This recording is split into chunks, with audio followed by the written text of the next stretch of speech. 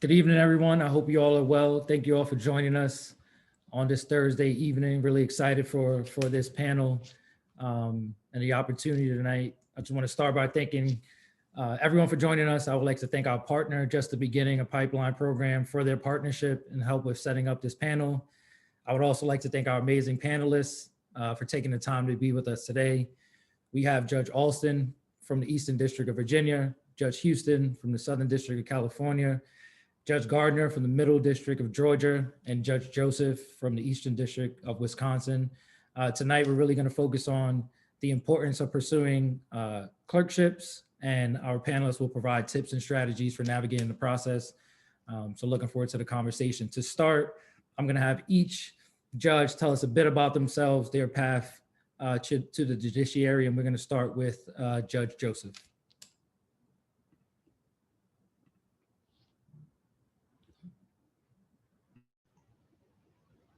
You think I would know by now that I have to unmute before I start speaking, but I'm a slow learner.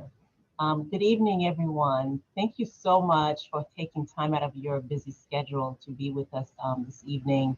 We know law students are busy. There's so much going on, especially in this strange time. So thank you for making the time to invest in your future. I'm Nancy Joseph. I'm a magistrate judge in the Eastern District of Wisconsin. I sit in Milwaukee. I've been a judge now for approximately 11 years. Prior to coming to the bench, I was first a state public defender and then a federal public defender, both trial and appellate attorney. And then from there, I was appointed to the bench. I went to Howard Law School. Yay, Howard Law, I'm sorry, not Howard Law School, Howard undergrad. You think I would get that right? I went to Howard undergrad, in case there are any HU people out there. And then I grew up in New Jersey. I returned back home to attend law school at Rutgers University School of Law in Camden. And then as a judge, I went back to law school and earned a master's in judicial studies at Duke University. Thank you, Judge Gardner.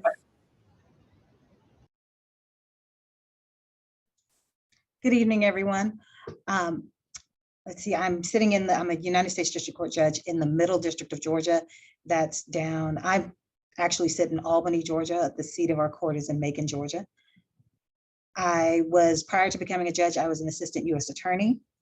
Before that, I was at a private firm. I was at, I guess, two firms, Skadden Arps in DC for the majority of my private career. And then for a year, I was at Kilpatrick Stockton in Atlanta. Before that, I clerked, and before that, I went to Yale Law School. My undergrad is Brown University. I have a little bit in common with Judge Joseph, not where we're from, but I was actually born in Wisconsin. That's the only connection I have. Judge Houston. You're on mute, sir.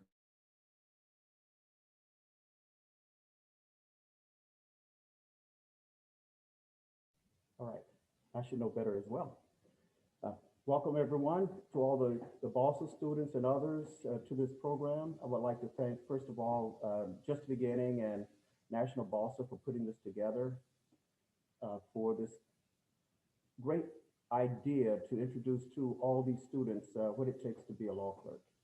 I'm a United States District Court judge. I've been a U.S. District Court judge since 2003. I am now in senior status. Prior to becoming a district judge, I was a United States magistrate judge for 5.5 years here in the Southern District of California. Before that, I was a JAG officer in the United States Army for 3 years. I retired as an Army JAG officer, Lieutenant Colonel, in 2004. As a deputy commander of a legal services unit in the JAG Corps. Prior to the JAG Corps, I went to the University of Miami School of Law, and I hail from North Carolina A&T State University, an HBCU. I'm very proud of that, where I majored in political science and also in military science. I was a ROTC student there. I'm glad to be here and to participate in this conference. Judge Alston. had the benefit of not having to be told to unmute myself. I learned from the example of other people. My name is Rossi Olson. I'm a United States District Judge for the Eastern District of Virginia. Before that, I served for 10 years on the Court of Appeals of Virginia. And before that, I served as a circuit judge in Prince William County, which is one of the counties here in the Commonwealth of Virginia. And before that, I was a judge on the JNDR court in Prince William County. So it's obvious that I'm unable to hold a job. Like some of the other people that you've heard from, I also had the benefit of attending an HBCU. I attended North Carolina Central University School of Law in Durham, North Carolina, and attended a small school in Danville, Virginia for my undergraduate work. I majored in history and have enjoyed the opportunity to serve on the bench. I believe this is my 25th year of serving on various benches throughout the Commonwealth. And I succeeded a legend in the Eastern District of Virginia, the Honorable Gerald Bruce Lee. And he is a dear friend and a mentor to me. He will not claim that he's that much older than me, but he really is.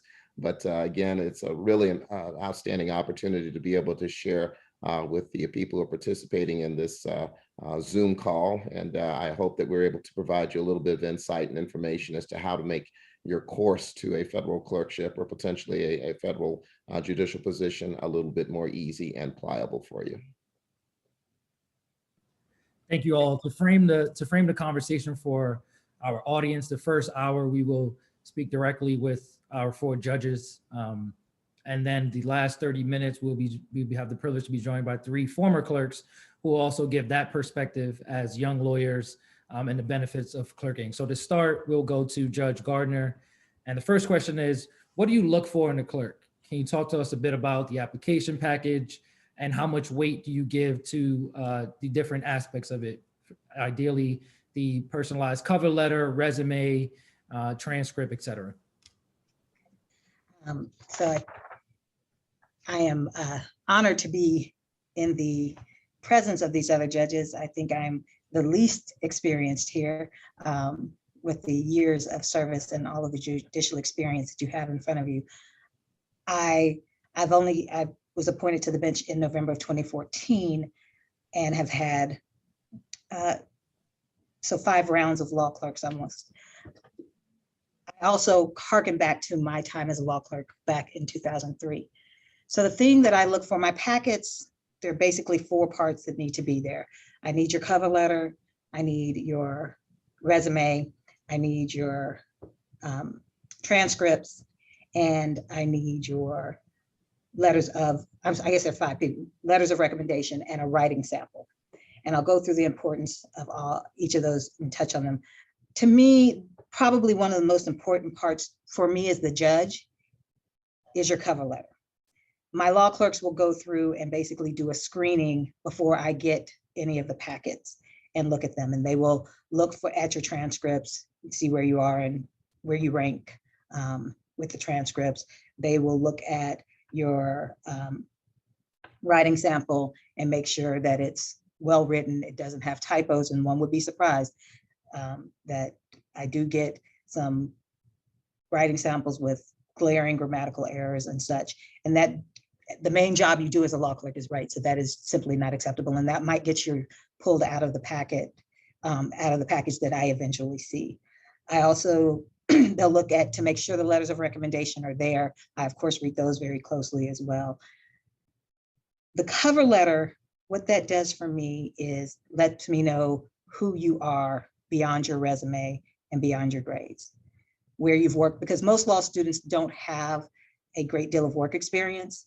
So your resume is there, but it's not that critical to me. But your cover letter tells me why you want to clerk, why you want to clerk for me, and who you are. Just give me a glimpse of what's interesting about you, what do you find interesting, and what value do you add? So some judges only like, I've heard a lot of people say they just like the form letter. I like the cover letter because I like to have an idea of who I'm talking to when and if you get an interview. It also helps me interview you because I don't know if anybody else finds it this case, but interviews are nerve-wracking to me. Having to meet a bunch of new people I don't know and have conversations with strangers is not my favorite thing in the world to do. And so having that cover letter also gives me a place of comfort and allows us to really have a valuable dialogue. So I think, and I know career services might tell people differently. For me, the cover letter is actually very, very important.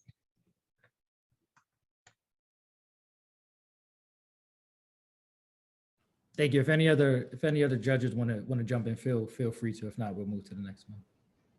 I want to jump in here, Jalen, because I have very strong feelings about the cover letter.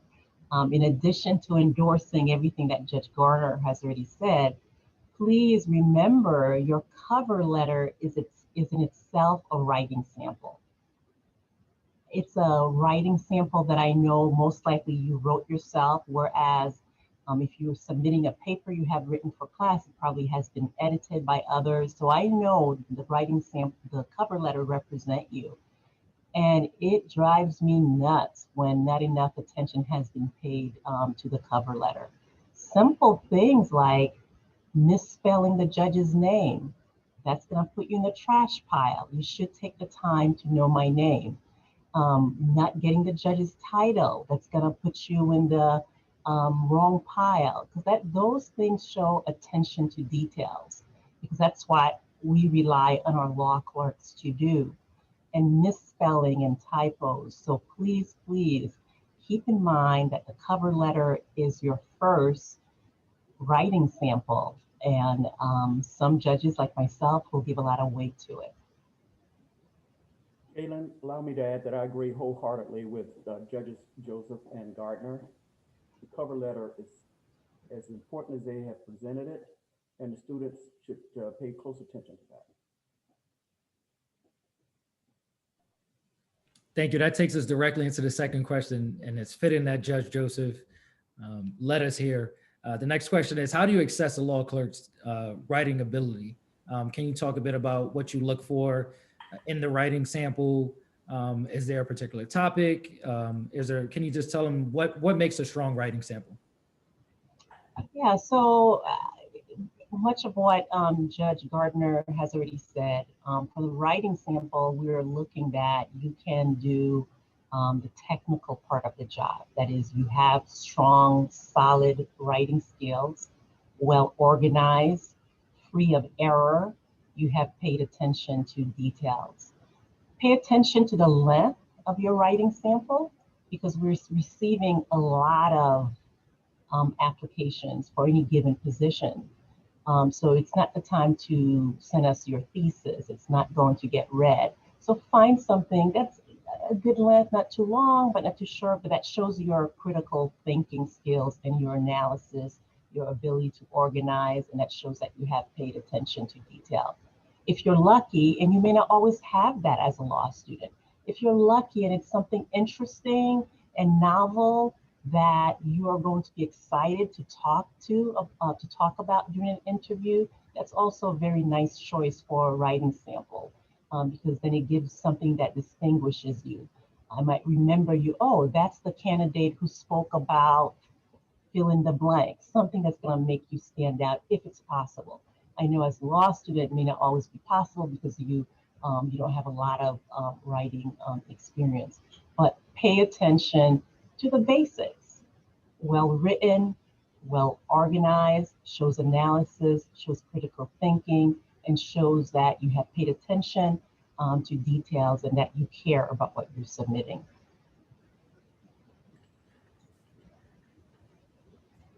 If I might, I'd add one thing to that.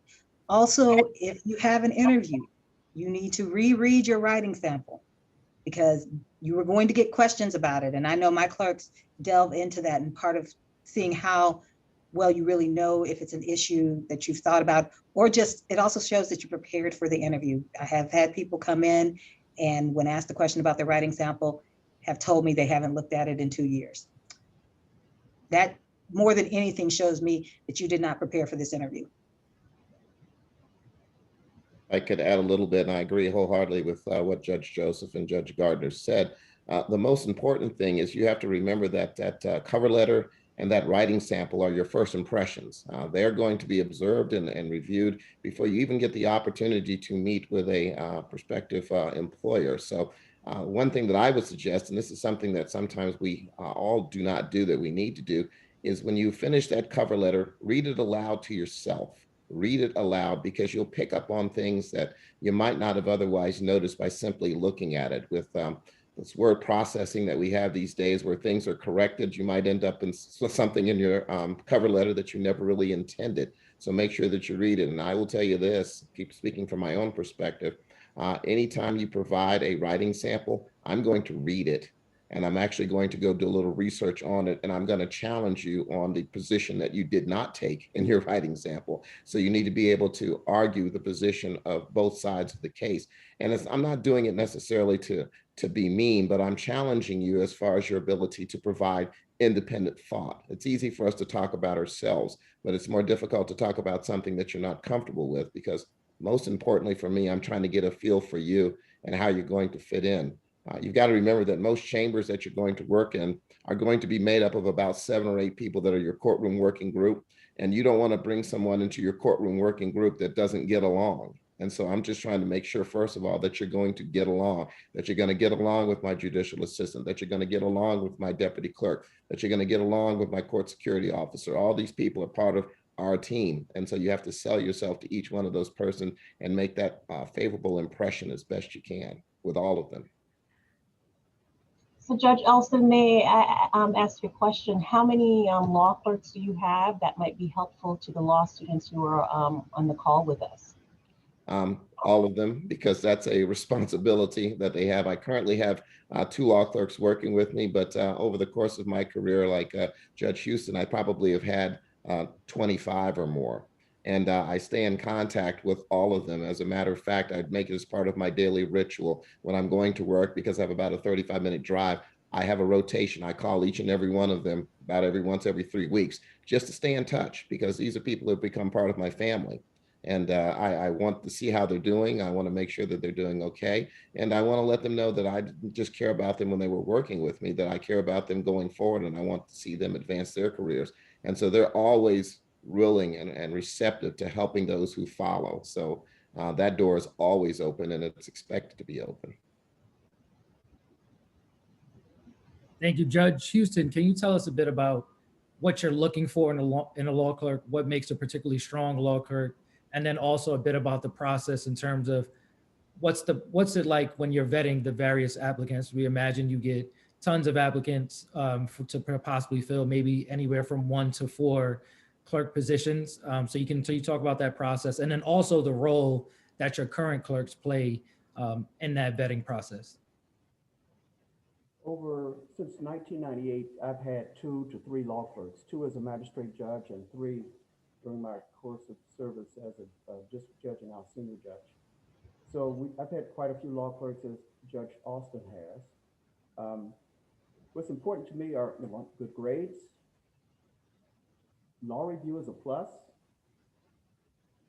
Work experience, intern experience, externships, extern experience. I look to the personalized letter for all the reasons that have been stated. It's so important because, as Judge Alston just stated, working in chambers is a family. It's a family atmosphere in chambers. We work so closely together as a small group.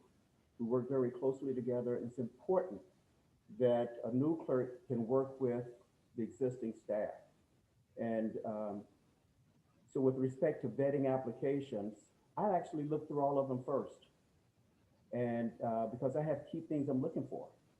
I'm looking for students, graduates who have the grades, the good grades, the law review status. I'm looking for students with varied life experiences. To me, the ideal candidate for me that I've learned over the years is that I really don't, well, I won't say you don't. I don't look fondly on a student who went through college without working, even if they were straight A students, went through law school without working, without having any other outside experience. They could be law review, they could be editor of law review. That's not the type of student I want to work with. I want a student who shows that they have an understanding of life and the human experience. They've made really good grades. They balance really good grades with having other life experiences. And I think they bring more to the table. And sometimes older students, someone who's had a prior career and did really well in law school, maybe a B average in law school, but has a family. It shows that they can multitask and handle a lot of responsibilities and can help me make the decisions I feel I need to make as a district judge. The grades are very important, but the life experience is so important in my determination. So when I do the initial screening, I'm looking for good grades, life experience, internship experience, and in the private practice arena, public practice arena, or in chambers. I sort them there, and then I give all the applicants to my law clerks, all three. I have one career law clerk and two term clerks. I have them go separately through the applications and give me their top 5 of all the applications. Sometimes I can have 80 or 100 applications. I ask them to give me their top 5. And they may differ as to who the top 5 may be, but there's always 1 or 2 common denominators in that short stack. I review their individual top 5s. Then I go back to all of the applications and see if they've missed someone that I had a particular interest in based upon the cover letter or their work experience, and factor in whether or not I should reconsider that person despite the reduction to the top 5 by the 3 law clerks. After doing that, I decide who I may want to interview, and I interview, if it's an in-person interview, I interview by myself personally. I have an individual interview with the candidate. Then the candidates interview with my 3 law clerks sitting together, and they have varying questions. And after that interview, I sit with the law clerks again and get their thoughts about the personality and how the particular candidates might fit into the work of chambers and to the camaraderie in chambers. Then I reduce it to 2 people. And with those 2 people, I go to my career law clerk. She and I will discuss it, and I'll make a decision after that point. Thank you. Do any other judges have a different approach, or is it mostly similar? Feel free to chime in where you see fit. My approach is kind of reversed. So the way that we go through it is that my law clerks go through and each of them screens, and we have a very complex spreadsheet where they rank, but I also on that spreadsheet want to know, diversity is very important to me. So if there's any, like a highlighted diversity, I look at diversity of experience, which is very important to me, race, gender, age. There is a column, and to speak to Judge Houston, there is a column for prior or outside work experience, because I have found that I've had one of my best law clerks ran a restaurant for several years before going back to law school. I had a law clerk who was in JAG. I had a law clerk who was a teacher. And I've had law clerks that go through the undergrad, law school, and then come to me. I've had the gamut, but I find that the richness of the experience, the insight is there's something different when you've done something other than the law. But I also feel like it's important to have those people who went straight through. I had to work all the way through school. So I have had a job since I was 16 years old. And I took 1 year off in between undergrad and I went to grad school and then law school. So I pretty much was kind of your typical straight line student with one little variation. And it was good. My judge hired me directly out of law school, which I fully value. And I try to at least have one law clerk who comes directly through law school, because that was a benefit that was given to me. And I think I learned something valuable, but I will just be very honest. My other clerks add value to the position quicker if they've done something else. So my clerks who've either worked at the firm or had other jobs tend to get where I need them to be a little bit faster than my students who go straight, my clerks who go straight through. But I think it's a valuable mix for everyone to have everybody in that. So once they go through, they do their ranking, everybody will give me their top, we'll see who lines up. But then they always ask about my wild cards, because I will go through and there will be somebody who stood out because of experience or something in their cover letter that really spoke to me. I have been working really hard. I have had a problem. I did not go to an HBCU, and maybe this is why. I have not gotten, I probably can count on one hand the number of applications that I've gotten from Howard or North Carolina or the HBC, the historically Black law schools. Now, it's highly likely because I'm in Albany, Georgia, which most people haven't ever heard of. I admit I did not know Albany before I got appointed. But I really want to encourage students to look outside of the big cities and the big districts, because the district court is a district court. You're going to get a good experience. And yes, we're in a small town. There is not a lot to do, but we make a good family here. And so this isn't just to say for me, but in general, I would want to encourage students to reach out and look in other places. I honestly do not get the number of Black applications for Black students that I would have expected that I would.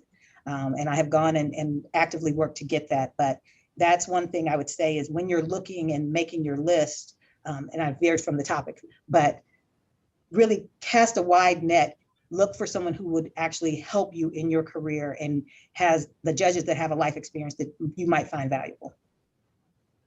You all are about to hear something that you very rarely hear, and that is that a good North Carolina A&T Aggie and a North Carolina Central University Eagle actually agree on something. My process is fairly similar to good Judge Houston. It's critical that you make that first impression with the judicial assistant or the career law clerk, and particularly the sitting law clerks, because quite frankly, it's easy for us to find smart people. We can find smart people easily because of the depth of applications that we get. We're just looking for people who are going to fit in. And my law clerks rotate. One comes in every year and another one rotates out. And so it's going to be important that you work with the law clerk who's going to be remaining. That is critical to the process. And if you have one person in that little small family that Judge Houston and I talked about who messes up the dynamic, it can really go a long way to making life difficult, not only for you, but for the rest of the group who make up the courtroom working group. Another thing that I would like to sort of throw out to you, and that is, be careful who you apply to. Don't do the shotgun approach as applying to judge. Find a judge that you think you're going to enjoy working with. Don't send a resume and a cover letter and go through Oscar with everybody. Find somebody that you think you're going to enjoy the experience with. Find somebody that you think you're going to like. Find somebody that you think you're going to get a benefit from the experience. And most importantly, and I say this to everyone, sell yourself during the interview. Don't shortchange yourself. Talk about what you can bring to the chambers. Don't sit there talking about what the judge can do for you. Talk about what you can do to make the judge's life simpler or better, or what qualities you bring in. I had a young man who interviewed with me to be an intern about 6 or 7 years ago. And he came in and he was the most boring kid that I'd ever spoken with. He just had no juice at all. And so I was trying to draw him out a little bit. And finally, I said, well, what do you like to do in your spare time? And this was one of the nerdiest kids that you could probably ever meet. He said, I play the trombone in a jazz band. All of a sudden, it opened up a conversation. He started talking. I found that he was going to be a person who was going to fit in fine. He did an excellent job with us. He was a great intern. We stayed in touch, and he ended up clerking on the Ninth Circuit. But again, it was just opening the door to what special quality he brought to the table that turned the table for him. And promote yourself. Talk about what you bring to the dynamic in that chambers, and it'll go a long way toward the judge sort of identifying you and separating you from other people who may be interested in the same position. Allow me, before you move on, allow me just to add a footnote there. The life experience need not be a professional experience. It could be a waitress or a waiter in a restaurant while you're paying your way through college. Because you're dealing with people. And it's a matter of, just understanding people and that broader life experience that brings value to chambers.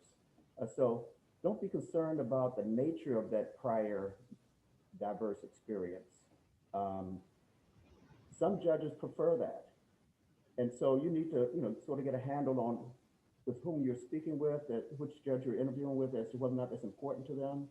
I agree, the shotgun approach to sending generic letters to everyone doesn't work. With that, I'd like to footnote Judge Gardner about, tell me why you want to work with me.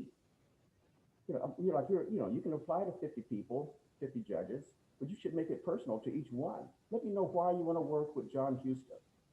and how I can assist you in your growth on your path in your legal career, and how you can assist chambers to make it work better as well. I think one of the things that we are all saying in different ways is be interesting. Chambers is a small place, and we spend long days in chambers. There are days I spend more time in chambers than I do with my own family. So I'm spending a lot of time with my law clerks. So I want someone who I think is interesting, that I come in and can have a conversation with, not just about the case, but just what's happening in the news, a book that the person's reading, something they're cooking, just about life in general. So don't be shy about just showing who you are. Be interesting so you can distinguish yourself. Thank you all. Judge Gardner, can you tell us a bit about the makeup of your law clerks? Are they all law review editors? You know, are they all mostly from the T14 and really elite and prestigious schools in terms of rankings? And also, if not, or even if they are, can you tell us what, in addition to good grades, are some things you'd like to see in a clerkship application? We've kind of touched on a bit of them already. So they're not all law review editors. I will say, and my clerks laugh about this, you do need to know the Blue Book, because I am not a master of the Blue Book. I did not, in fact, so just a short aside on this, when I was in law school, the BALSA there had a Blue Book class, and basically a course for the BALSA students who wanted to be on the law journal. And so it helped you with all that stuff. I made it through my third Blue Book class and just decided I really could not focus on whether to italicize a semicolon or not. And I just decided that that wasn't going to be the thing for me. I however, did clinic from my second semester on, and I became a supervisor in the clinic. I did work on a law a journal just because I knew I needed that, or I felt like I might need that on my resume. But my heart throughout law school was clinic. So to me, I look at it and I think there's some places where it's valuable, but the majority of my law clerks, very few of them I think were, quite honestly, I don't know, because that's not a big thing for me. So they could have been. I know I have one now who was the editor, but that's not the end all be all for me. But if you didn't do journal, and this is the thing that my law clerks look for, then I want to see what you did do. Were you deep into moot court? Were you deep into mock trial? Were you deep into clinic? Something else, but no, that's not critical for me. And I assume the T14 is the top 14. I don't really know what that is, but my law my clerks come from a variety of schools. I tend to have a number of students from UGA. I probably have a UGA clerk every other year or so, because I'm here, it'll either be UGA or Mercer because I'm here in Georgia. My clerks, however, have come from all over the place. I will say, like I said, it's a shameless plug for the people who shouted out. I have been trying and begging to get some people from the historically Black law schools. Hopefully I'll get some resumes, but that I'm not tied to what law school you went to. You do, however, need to be a strong law student. So grades are important to me, in that tells me there has to be some rubric to weigh someone by. And so if you were in the bottom of your class for all 3 years, I don't necessarily pay attention to your first year of law school, because I feel like that is an adjustment process. So someone who has a lower GPA because of first year of law school, I'm not going to say I won't see that person. If you're an interesting person and I look at it and second and third year you excelled, then that is something. But grades are important. I think my Oscar cutoff is somewhere around the top third of the class or something like that. Let's see. Grades, law review editors. I think I answered all of the questions that were put there. You did. Thank you. Thank you. Can you all talk a bit about, starting with Judge Joseph, a bit about those candidates you necessarily did not hire, but were strong candidates? Do you have any words for them as to how to continue going about the process and not getting discouraged. I see we had a comment from someone in the chat saying they've had a few interviews, they've meshed well with the judges, and the judges have given favorable feedback, but have ultimately chosen someone else. Can you talk a bit about next steps for them and how they should continue to go about the process? Yeah, I have to admit that I don't like the hiring and selecting process. And part of it is because I end up liking all of the students that I interview. They're extremely impressive, well qualified, and it's just so hard to make that final decision. So if you are not selected, doesn't mean that you're not a good, you would not make a good law clerk.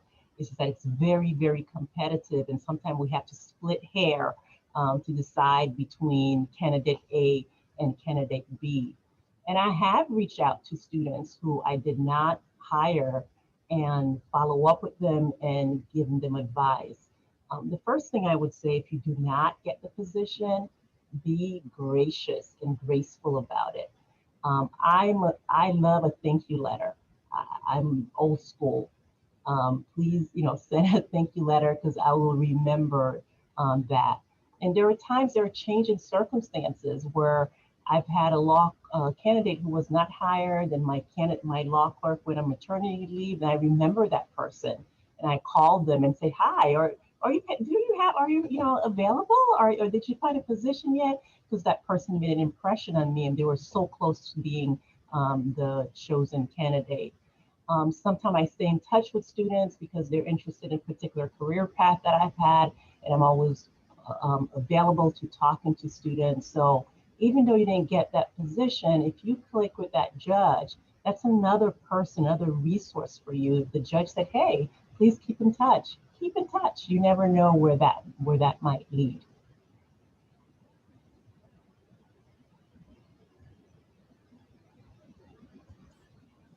Judge Houston, can you tell us a bit about how you access the references from professors? Do you have a preference as to whether someone gets a reference from a person who they've taken a class with, or just someone who can speak to their character, overall, their reputation? And also, do you accept any references from past employers or law firm employers? With respect to professors, of course, we read all the references we receive. But my thinking is that I give more thought to a reference from a professor who talks about more than the fact that the student was a good student in his or her class. That seems so generic, all right? I look for a personal connection that law professor may have with the student, whether it's a writing assistant, a research assistant, someone to assist as a tutor in his or her class. Beyond that, just a personal connection where it appears that that professor spent some time with that student and knows that the personality of the student. And if the professor is a former law clerk, it's informative as to whether or not that professor thinks that this person has the characteristics to be a law clerk in federal court. The generic letters I read and I pretty much discard, but if there's some personal reflections that shed light on the relationship and the intuitiveness that the professor has with that applicant's life, I'm more interested in that. I would add to that, Judge Houston, about being very intentional about who you ask for reference letters. I have read the reference letters where I thought, boy, did this student know what this professor was going to write? Or it's so generic that it's of no value. It tells me nothing more about the student. I can read the resume. I don't need someone to recite the resume to me. Give me some insight about the candidate. So be really intentional about your recommenders. And sometimes it's hard to do that as a law student, but you have to build relationships in order to have the kind of relationships where the person can talk about you in a way that's valuable to to a judge or to a future employer. Office hours, assistantships, whatever it is, find ways of letting your professor, your employer get to know you so that they can truly speak about you with authority. I have read reference letters where, going back to our last question, I'm on the fence between candidate A and candidate B, and this recommender just makes such a passionate plea for this person. And it moves me because, well, if this person really thinks so highly of this candidate and is vouching for them so much and sees something in them that I did not see on the resume, on the writing sample, boy, I need to take a closer look at that person. So please, as much as possible, be very intentional about choosing your recommenders. I also call recommenders where it's a real close call and I'm not sure, or I have a question about a candidate that I want to resolve. I'll pick up the phone, and I like making the cold calls because they're not expecting it. So there's no script. It's like, hi, it's Judge Joseph from Milwaukee. I'm calling about so-and-so. And then I get really off the guard conversation with the person, and I get better insight than just the prepared letter. Allow me to add to that. I'd rather have references than the letters, because I like the cold call too. Because if you make a cold call to the professor you have on your resume, and that person is struggling to figure out who you are, that's challenging.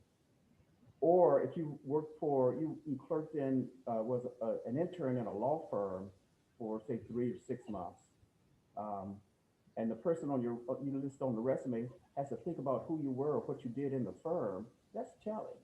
So the relationship building has been discussed is so important. Make sure you include people on any type of resume for law clerk or getting into private practice. They need to be people that can really vouch for you and support you as reflected in how they know you as a person, as a growing professional. Judge Alston, can you tell us a bit about, okay, so now a student has secured an interview, they're moving forward, they're feeling good about where they are in the process.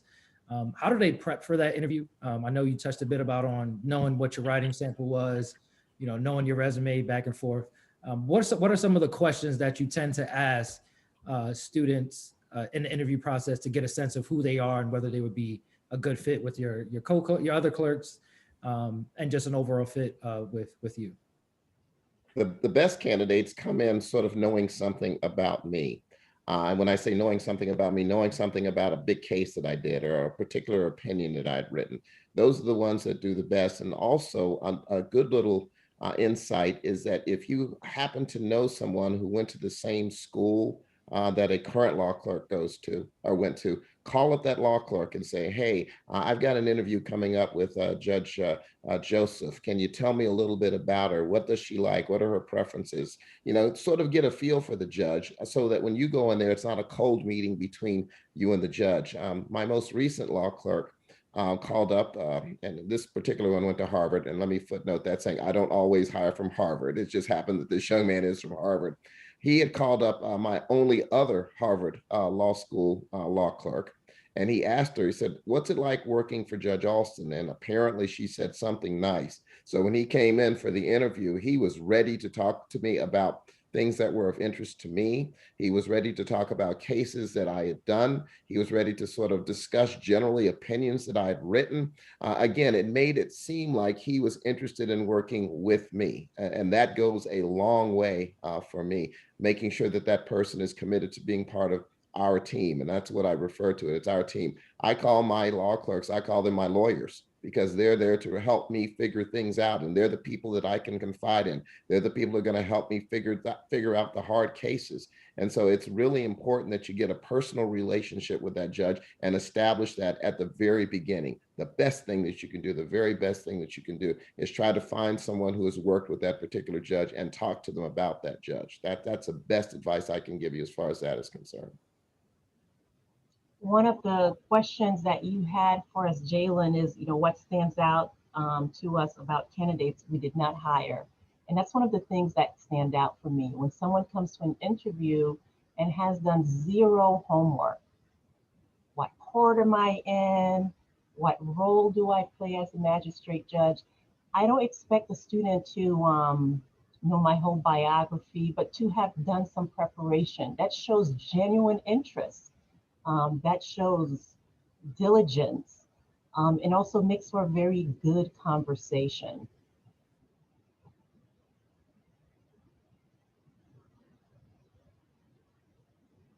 As a follow-up, you've all talked about getting to knowing the judge, understanding the judge, what they do, where they sit in the court.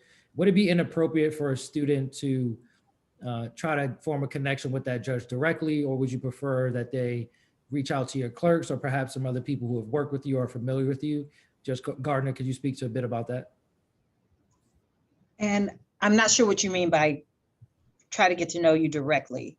So contacting a judge, trying to find a way to perhaps contact the judge to have a conversation with them. Do you prefer that, or to better serve speaking with co-clerks or former colleagues? So definitely, I think if you're in the process of applying, it's better to reach out to former clerks and colleagues. And that's just because once we're in that process, if I have an application in front of me, I want to give everybody kind of a fair hearing and having gone to coffee with you before your interview or before I read your application. Now, that's different. I speak on a lot of panels, and I've had students reach out to me from when I've been at panels. And so it's somebody that I started forming a relationship with organically 2 years before they decide to apply, or the year before they decide to apply. I have no problem with that. But if you're just calling me and want to have a conversation with me because you're about to apply or have applied to my chambers, I'm probably not going to have that conversation. I think that answers what you're asking. No, it did perfectly. Thank you so much. And as a if I could follow up a little bit on what Judge Gardner said, one of the things that can be really impressive, and I agree wholeheartedly what she said about not contacting the judge directly, that's probably a little bit indiscreet, but I will tell you a little trick, and I'm going to share this with everyone. Every judge, when we're not in COVID times, has a docket, big docket call where there are a lot of cases on the docket, and you're handling procedural matters. Most of the hearings are 10 or 12 or 15 minutes, and a lot of lawyers are coming in and going out, and you're sitting there going through a lot of things. What this one clerk did, who I hired, what I thought was ingenious, she sat through an entire docket. And when the courtroom was cleared, it's because of the way I am, I looked out there and I said, I'm sorry, do you have anything on the docket? And she said, oh, no, sir, I've applied to be your law clerk, and I just want to watch one of your dockets. At which point I thought that showed a lot of initiative for her to come and sit through the docket. And it also got her some face time, because her willingness to do that encouraged me to have a conversation with her. So already she was a step ahead of everybody else, because I had a personal relationship through her commitment that I was able to foster. And ultimately she did get the job. But just showing that little bit of initiative, willing to sit through an entire docket just on the possibility that she could get some face time on the back end, served her well. I'd like to add that the organic relationships are important. I would not expect anyone to call me directly to ask to take me to breakfast or lunch or tea or coffee. But I was president of BALSA when I was in law school. And so I do attend, we have 3 law schools here in San Diego. And whenever possible, I attend their meetings. I attend the BALSA meetings. I'll sit in the back. I'm not there to take over. I just want to get a sense of what's going on and what's happening in the minds of law students these days. And during, before or after those sessions, I chat with the law students. And I'm sure the others can share that once you've been around the block a few times in selecting clerks, you can really pick up easily in a chat how smart somebody is, how sharp they are. And so I selected a number of law students because I met them when they were 1Ls, and I see them when they're 2Ls. I see them at the barbecues that the Black lawyers provide for the BALSA students, and we just want to interact. And I invite all of them to come to court and observe. I wish more of them did, but during criminal calendar, for example, as Judge Alston has discussed, they're sitting in the room, and I may not know them or remember who they are. Just, over time, you can recognize what a law student looks like, if you will. You know, it's a, there's students and if there's a recess, I'll ask, are there any students in the audience? They say, yes, let's come on back during the recess. And I'll take an extra 5 minutes to chat with them in chambers.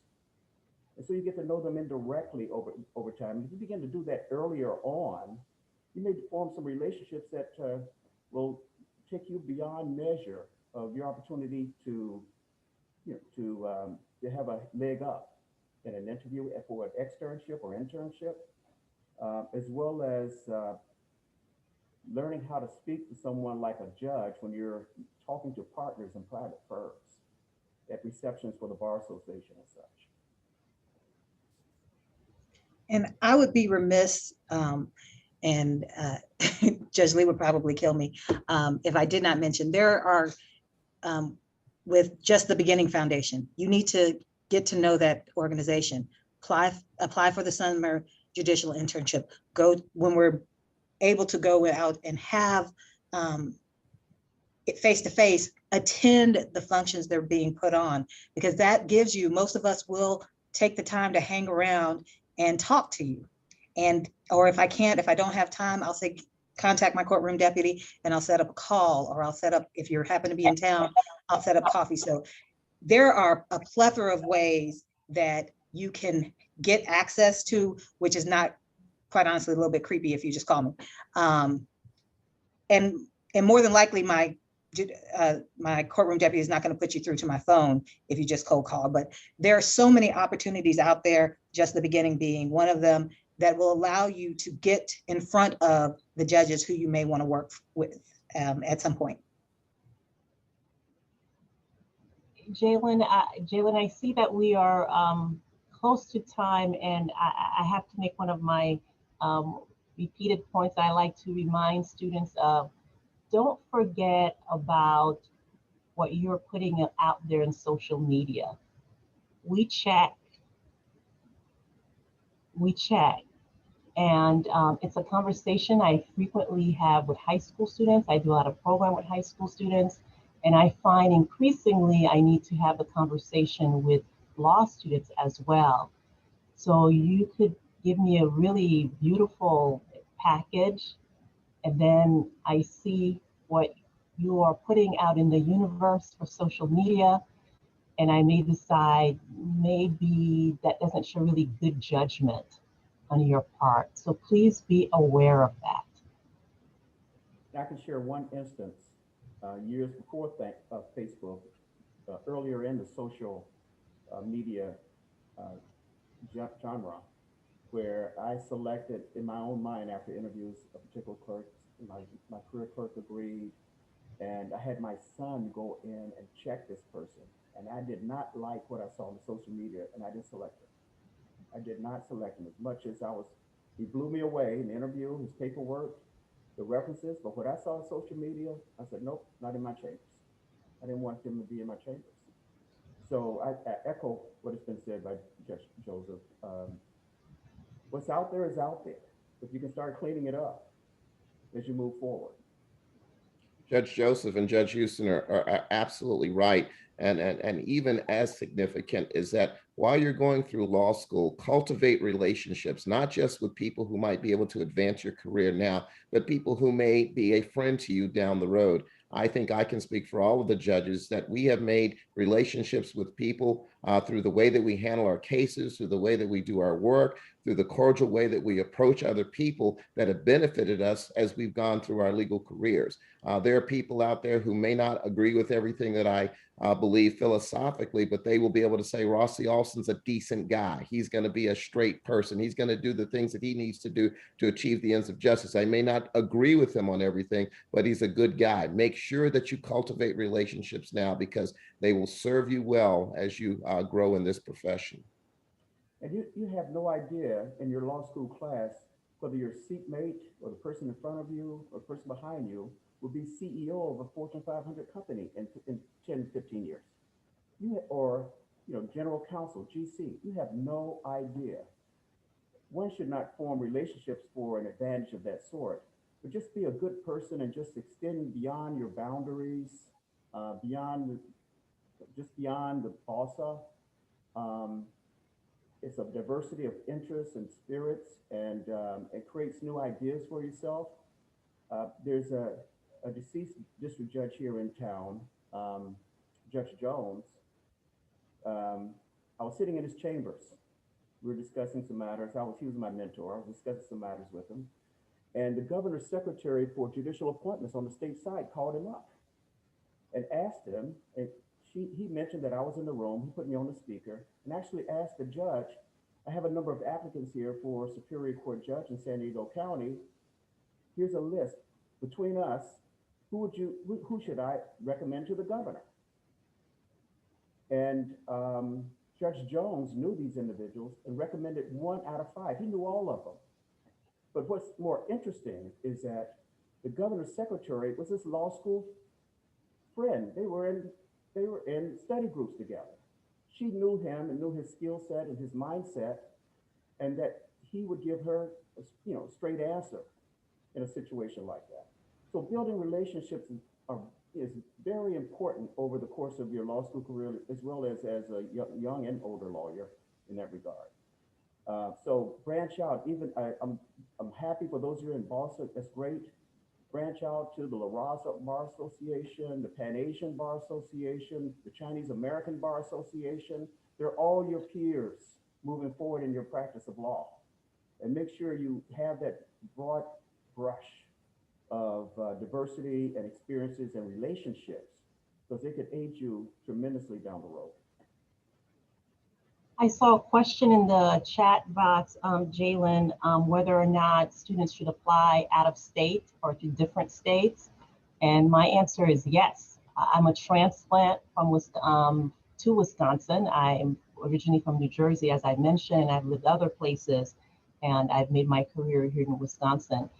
So I always recommend students to think outside of the box. As Judge Gardner said earlier, don't just think about the sexy cities, New York, Chicago. Think about the medium and the smaller markets like Milwaukee. Would love to have you. It's a beautiful city. And one of the things that some of the smaller markets can provide is smaller communities allow you to make relationships faster, because it's just a smaller group of people. So keep that in mind. Be adventurous. Of course, you will have to make the case why, I have no connection to Wisconsin. Why should I hire you? And you can make that case. So be adventurous and follow opportunities. And lastly, I'll say this, as the only magistrate judge on the panel, don't forget there are other federal judges other than the Article 3 judges, the Article 1 judges like myself, magistrate judges and bankruptcy judges who can offer you wonderful experience. So broaden your scope. Remember the full smorgasbord of opportunities and go for it. And I would just add to that, if you have any desire to be on the bench, this is a very narrow job path, but broaden yourself. Look at, I said on the bankruptcy committee and on their diversity committee, trying to encourage people to apply for that. There are many ways to get to the bench, and you want to look at that. And quite honestly, I personally think that if you're interested in criminal law, magistrate court is much more fun, because that's the bread and butter of what we do. Very few of my cases actually go to trial. What happens in front of me in most of my criminal cases is very rote with plea agreements and sentencing. If you want to see and really experience trial, that's where magistrate court is, or that's what the fun is in the magistrate court. So just be very broad. I would also encourage you to look at state courts. There are a plethora of courts. Do not limit yourself simply to a district court or an appellate court clerkship, a federal district court or appellate court clerkship. And magistrate judges are just more fun in general, Judge Gardner. Now, I love a whole bunch of them, but I don't know that I can agree with that. I've had significant experience as a magistrate judge. The experience for the law clerk is a little different. But whether you know or not, most civil cases settle. I don't know what happens, and districts are different, but in our district here, the magistrate judges are the mediators. They're negotiators. We handle all the negotiations in civil cases. It's not set outside of the court. 50% of my work as a magistrate judge was mediation. And for a law student or a law clerk to observe that firsthand that's a significant tool in your toolbox to understand how to settle cases. And so, but I agree with the others that magistrate court clerkship is just as well suited as a district court clerkship. And in our court, my law clerks will go and sit in on magistrate court to observe and get the experience of what happens in magistrate court, and sit in on settlement conferences, and to the extent the parties agree to that. So they need that experience. They don't get that experience in district court. And most civil cases, to be quite honest, at least in this district, we have very few civil trials. It's a motion practice pretty much, because we're the second or third busiest criminal docket in the country by being here on the border with Mexico. So civil cases take a back seat. They take a longer time to get to trial. They settle, and all that happens before the magistrate judges. Judge Joseph, Judge Alston, Judge Gardner, Judge Houston, can't thank you enough for being here with us tonight. The hour flew by. I feel like we could sit here and talk to you all night, but in respect for your time and your busy schedule, I just want to thank you on behalf of NBLSA and on behalf of Just the Beginning. For our students and people in the audience, we're now going to transition and hear from 3 former clerks and hear about their perspective, and we'll wrap up the night there. But again, please join me in thanking Judge Joseph, Judge Alston, Judge Gardner, and Judge Houston for being with us. Thank you so much. Thanks.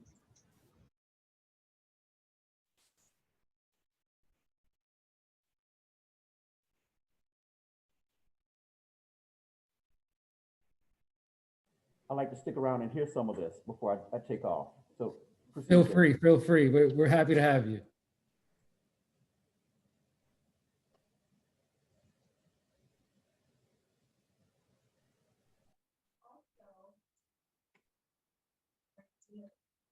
The gang's back together. I know. Hi, Keith. How you doing, Maya? How you doing, Jordan? Doing well. Dang, it's been a couple of years, I think. Yeah. So we're law students. We all clerked together on the 6th Circuit for Judge Keith in the 2017-2018 term. And we're in different parts of the country, so it's good to be able to see everyone. Sure. Just to start, if we could do a quick round robin, tell us a bit about yourself, where you went to law school. You've talked a bit about where you clerked and what you're doing now, and then we'll allow students to feel free to ask you some questions, and I have some myself. Let's start with Keith, go to Maya, and then go to Jordan. Sounds good. So Keith, I grew up in California, went to law school at UC Berkeley, clerked in the Eastern District of Virginia, which is the same court that Judge Alston sits in for Judge Gerald Bruce Lee, who retired in 2017. And then I clerked for Judge Keith on the 6th Circuit the year after that. I've been at Latham & Watkins since then. I'm currently a 5th-year associate in the Los Angeles office. Awesome. My name's Maya Jumper. I'm a native Washingtonian. I graduated from American University. And then I went on to clerk in the DC Court of Appeals for the former Chief Judge Eric Washington. Then I went on to clerk in the DC District Court for Magistrate Judge Deborah Robinson. And then I met these guys up in Detroit to clerk for the late and great Judge Damon J. Keith on the 6th Circuit. I'm currently an associate at Out & Golden Law Firm, where I practice class action civil rights litigation. My name is Jordan Harvey. I'm originally from Las Vegas, Nevada. I attended undergrad in Utah at BYU and went to law school in DC at George Washington. I clerked in the Eastern District of Virginia, like Keith did, but for a different judge, but during the same term, and then clerked on the 6th Circuit with my 2 co-panelists, I guess. And I'm now back in DC at Ropes & Gray, doing litigation, government enforcement work.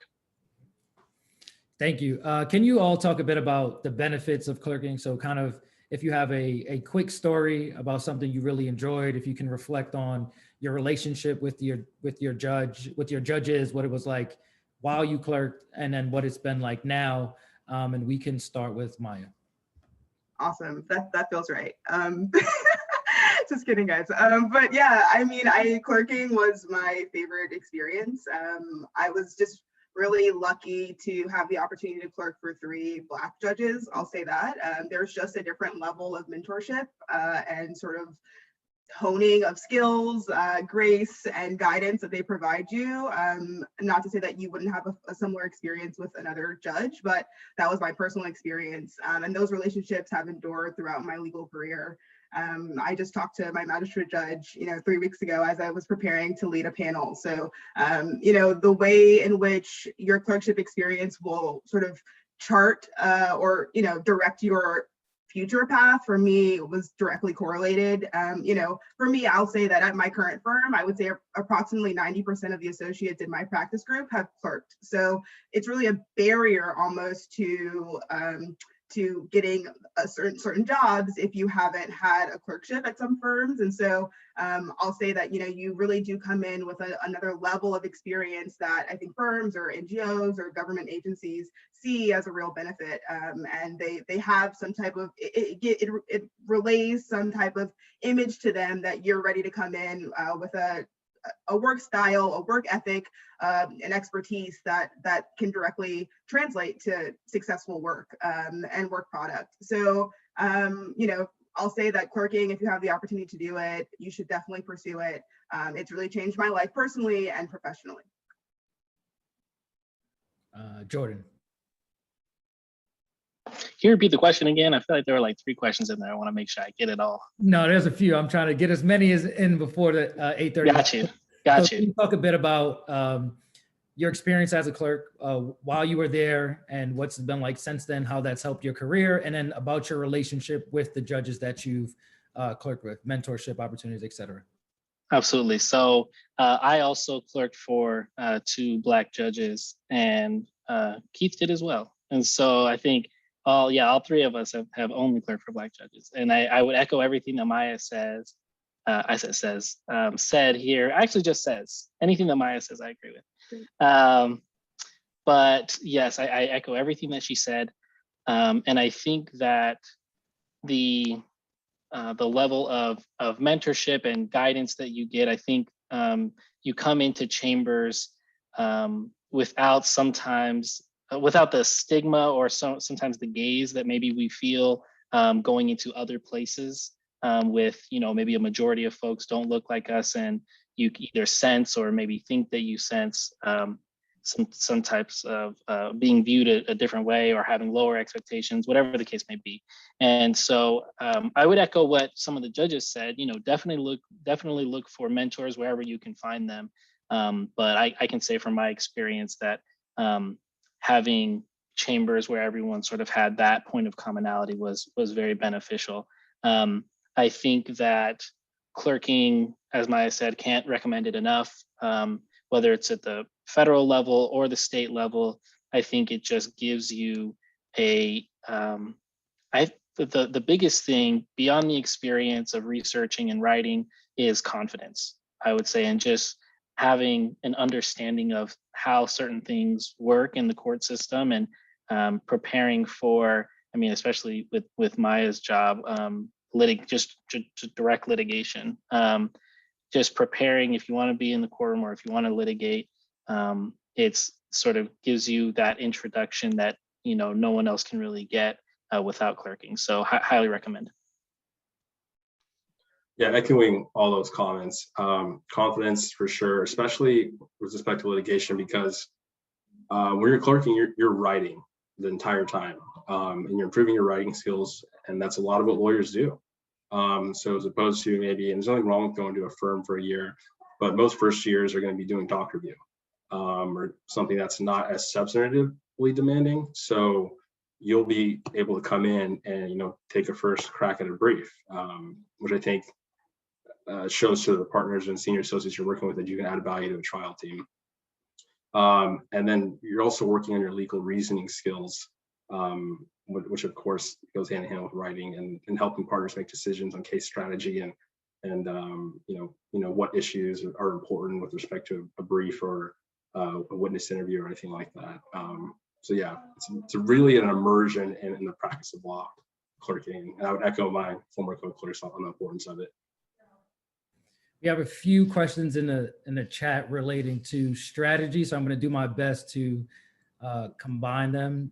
So one question asks, how did you decide between the federal, whether you wanted to clerk at the federal level or the state level?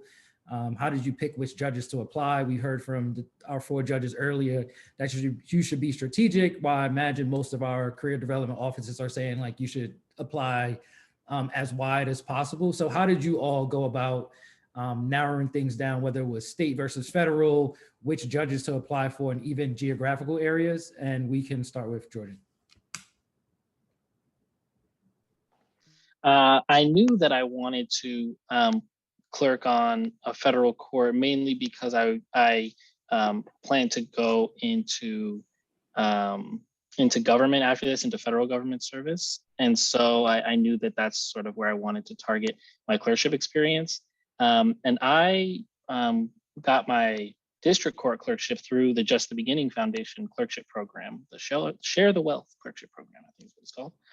And so as the judges were saying before, you know, that is, and especially was for me, an invaluable resource. So I would definitely look up Just the Beginning, and Keith can tell you all about Just the Beginning. He's a real expert, but that's the way that, and so I didn't only apply to Just the Beginning judges. I also applied to other judges. Obviously there are, you know, judges all across the country. And I think as one of the judges on the panel was saying earlier, you know, not having done homework or having no connection whatsoever with the judge, you know, you're kind of just another application. And so I think trying to target judges that have something in common with you, whether they sit in your hometown or maybe in your home region, if they went to the same undergraduate or maybe law school, and, you know, you can make a connection there and write about that in your cover letter. I think those are the ways to kind of target where, but that was my experience. Yeah, I'll jump. Feel free to go, Maya, no worries. Awesome. I'll jump in. So I got connected with my first judge through just personal and professional connections. You know, being a native Washingtonian, I think, you know, I echo what one of the other judges said from the former panel about ensuring that you're putting yourself forward in both your personal and professional environments in a way that you find to be respectable, and can sort of continue down and not look back and have some regrets. So, you know, I was able to navigate DC, being a native Washingtonian, and also law school in a way that I was able to then leverage those relationships for my first clerkship. And then subsequently, you know, those things sort of build on each other. I also was a judicial intern. And so I was able to use the recommendation from my judicial internship to supplement my application for my judicial clerkship. And also, you know, a lot of these towns are small, so all the judges know each other, even if you're not in the same town. A lot of the judges know each other. So a positive review for someone who's respected on the bench will sort of bode well for you in the future. And then, you know, with respect to my clerkship on the Sixth Circuit, that one was chosen directly based off of that judge's lineage and sort of the work in which sort of he dedicated his life to. And so I knew that I wanted to work for Judge Keith. And so I made decisions to, you know, uproot my life to move to Detroit with these guys based on his sort of trajectory and his past work. So that was sort of the way that I selected my judges. The truth is that Maya chose that last clerkship based on the co-clerks. Okay, just be real. Be real with the people, Maya. They need to know. It was something I considered. I don't know whether it was it weighed in your favor, but it worked out. It all worked out. Deal the deal.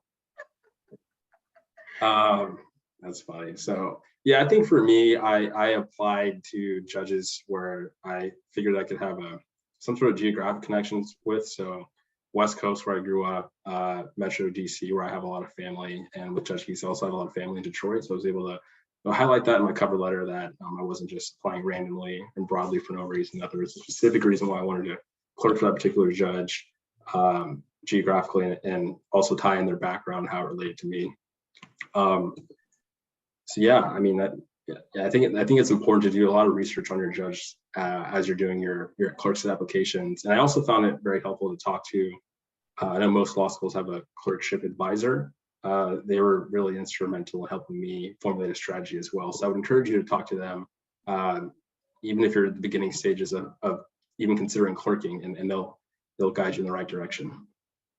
Yeah, before we move on, I just want to echo that, I would do both. I think that a lot of law schools have a well-developed clerkship sort of, avenue, but there's some that, frankly, don't always highlight their students of color in the way that I think they should be. So, I'd advocate for yourself while your law school is also advocating for you. Thank you. So you all talked a bit about how you knew what geographic area or what particular judge you were interested in. For the judges, we ultimately decided I would not want to clerk for them. How did you make those decisions? Was there something in particular you were looking for? What can you talk a bit about that? Let's go with Keith. He's smiling.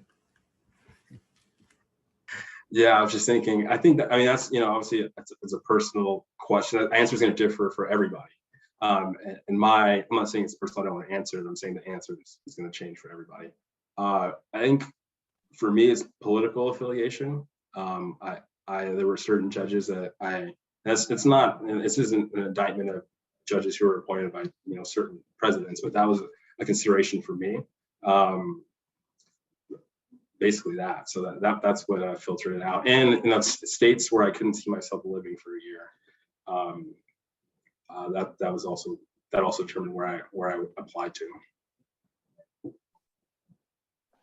I think that I took more of an approach. I agree with both of the things that Keith said. And I think I took more of an approach of, rather than looking what is going to disqualify a certain judge, I looked for what would enable me to best relate to certain judges or have the best connection, because, there are just so many. There's so many federal judges. And if you go state level, there's so many, even more. And so I wasn't looking to disqualify any. I was saying, okay, what aspects or characteristics are there in common that sort of elevate some judges over others in terms of likelihood of hiring me, is how I looked at it. Yeah, I don't really have much to add. I think both of those comments are accurate. I would just say that, do your research. Clerkships are probably the more competitive than actual first year associate positions. So it really does sort of go a long way for you to know your judges' cases, to know their background, to know sort of their interests, to know what associations they're a part of, that can only help you. So I wouldn't narrow yourself sort of going into the application process, do your homework, but, cast a broad net. The clerkship experience, I think, is overall and, more generally going to be a beneficial one. So yeah. Can you all talk a bit about the work you did while you were clerk? So the level of detail you had to put in for your assignment. Student is asked, what was the feedback process like from your judge? How much contact did you have with the judge on a day-to-day basis? So essentially, they're getting at, can you walk us through a day in the life of a clerk / a year in the life of a clerk? And let's start with mine. Awesome. So the amount of work that we all did will vary, but it's a busy job. I'll say that depending, and it all varies based off of your judge, right? Every chambers operates differently. And I had varying experiences at, all of my 3 clerkships. I'll say that, there are judges who are directly communicative and they will, you're the first person to take a stab at reading all the briefs and, drafting up what you think a proposed opinion will look like. And then, then you'll have a conversation with your judge. That was my experience sort of in one chambers. My other chambers, the judge sort of took the cases that she wanted to, or had just, had done a million times. So me coming out of law school, I wasn't going to add anything really helpful to her at that stage, other than, producing a good work product. And then, on the Sixth Circuit, that experience, I think, probably was the most robust, where essentially your judge is trusting you to have done the most thorough and in-depth review of the briefing. And so when you've produced a work product, there's very little sort of changing of it unless, your judge thinks that you're off base with something. So, it's really important to, sort of take a detailed eye, make sure that you're producing a comprehensive product before sort of showing it to your chambers. But there's a lot of contact most times. You have hands-on with the briefs, you have hands-on with the documents. There's no contact with, counsel for the most part, unless you're in district court, somebody calls the court. Yeah, I know there's someone asked that on the previous panel. Don't call up chambers. That's just not, it's not a good look for anyone. I mean, unless you have a scheduled appointment. So I think it depends on chambers, but most generally, you're going to have a lot of in-depth access to the briefs, access to the documents, and one-on-one conversation with your judge.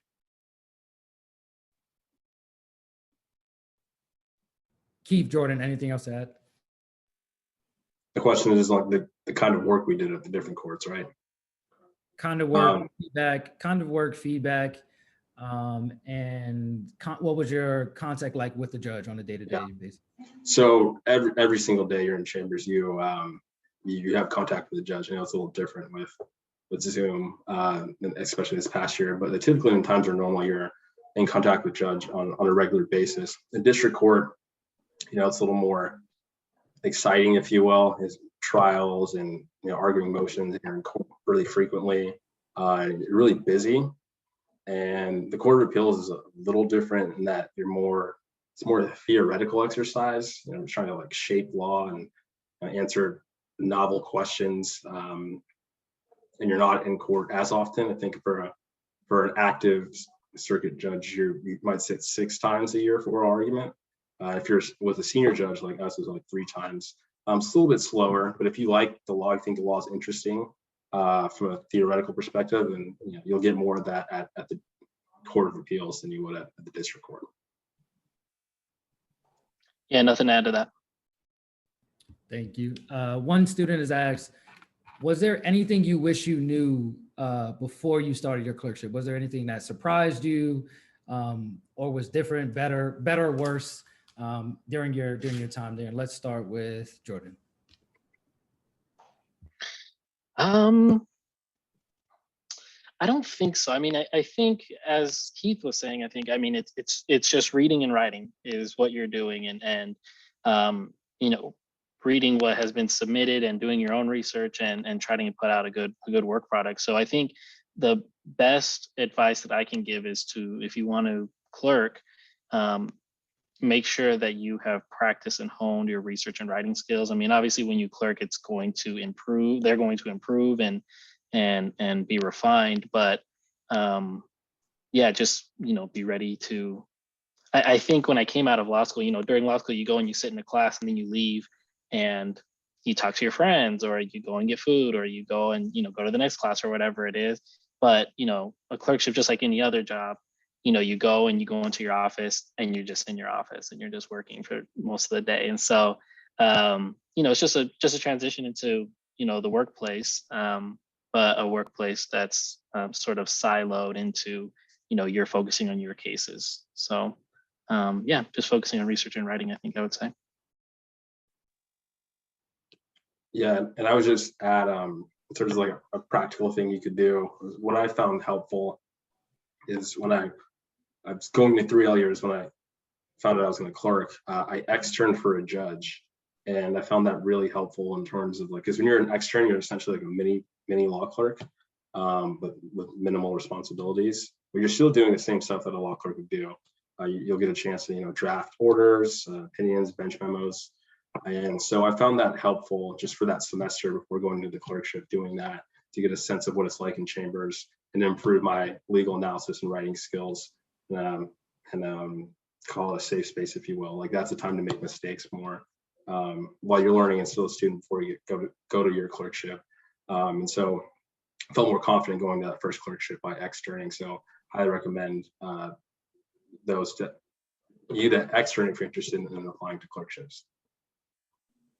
Yeah, I would also just add doubling down on your blue book skills is crucial. That's going to be key and clutch. I would also say that, trying to attend as many court proceedings as you can while you're clerking only bodes well for you after your clerkship, right? At an interview, your firm or your NGO is going to say, okay, so tell me, what you experienced in your clerkship. So, if you've sat in on criminal proceedings, you've sat in on, mediations, you've sat in on discovery hearings. The more variety that you have based off of really soaking up your full experience will really benefit you in the future. I just wanted to touch back on something that someone asked in the chat.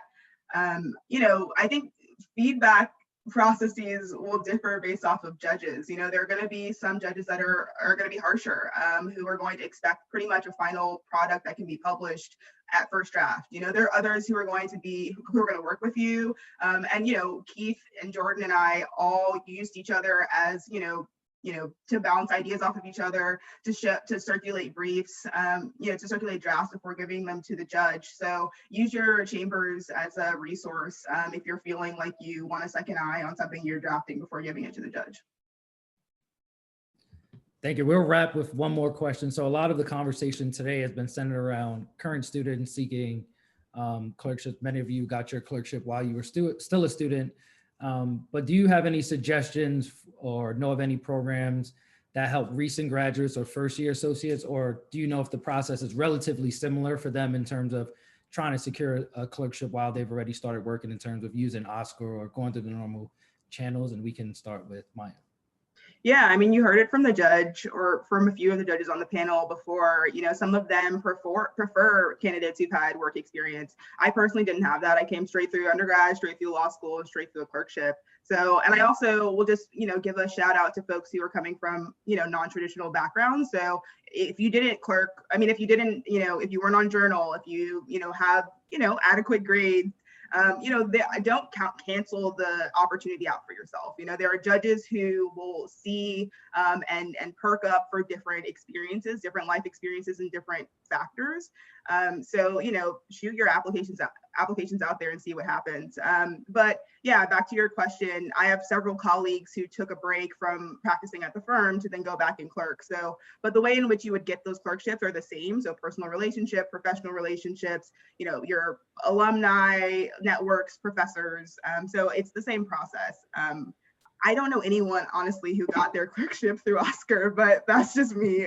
Maybe you guys do, Jordan and Keith. Yeah, like you mean like a blind OSCR application without any sort of like recommendation? Yeah, I think that's pretty tough. I think for the most part, there's going to be either some sort of program or a connection through a professor or someone else that gets your application at least flagged, which is half the battle, because judges get hundreds of applications a year and like they don't have time to go through all of them. And frankly, the law clerks aren't going to have time to go through all of them either. So to the extent that someone can advocate on your behalf by making a call to chambers or writing a letter or whatever it is, I think that goes a long way in getting your application flagged. And just sort of echoing Maya's points, one of the underlying themes that I kind of took away from the judges panel is that judges hire whoever they want, right? There's no like hard and fast rule that you have to be #1 in your class from Yale or #1 in your class from whatever. They hire whoever they want. So I think it's important to not select yourself out and just try to make yourself stand out in your cover letter. And I think that'll go a long way. Yeah, and I would echo everything that they said. And I think, just putting your best foot forward in all your materials. I mean, the same thing that you'll hear from your career services and whomever else, just making sure that everything that you turn in and everything that you put in your application is buttoned up, but also, working on those professional connections and those connections within school and talking to your professors and finding out different avenues to try to make those connections, because those are very helpful and those are key. I would say that someone asked about just the beginning, if it's only for current students. I know someone who applied after, I think they were 1 year out and they went through the process. So I think a lot of those programs aren't just for students. So yeah, like they said, don't count yourself out and try to use every avenue possible. Got it. Keith, Maya, Jordan, thank you so much for taking the time to go through this very quick round robin. And I've threw a lot of questions your way, so I appreciate you all for taking the time and answering them. I know it was extremely helpful for our students. And I'll be sure to get you this link should you want to disseminate it to your own circle. To our students who are with us, always great, always a pleasure to be with you. I hope you all stay safe and enjoy the rest of your night. Thank you.